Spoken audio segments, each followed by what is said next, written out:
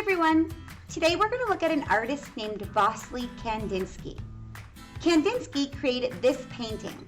These are called concentric circles. A concentric circle is a circle that starts off small and then gets bigger and bigger and bigger. It kind of looks like what a tree trunk would look like if you cut it in half with all of the rings on the inside.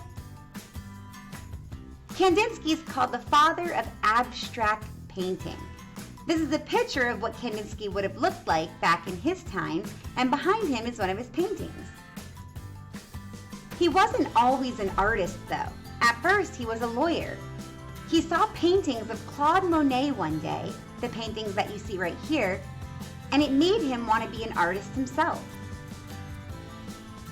He was very influenced by music. He said that when he heard music, he closed his eyes and imagined colors and shapes. And so we call his art abstract. And abstract art has three things: lines, shapes, and colors.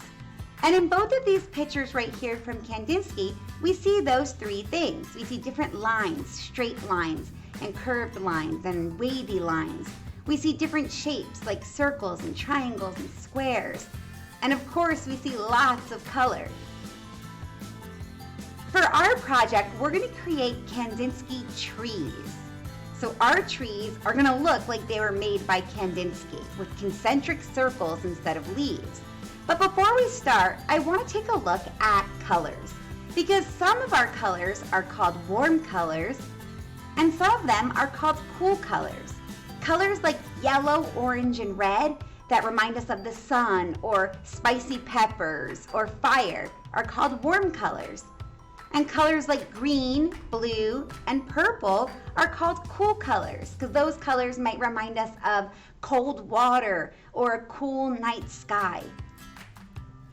And so here is what we are going to start to make today: a tree that has concentric circles instead of leaves.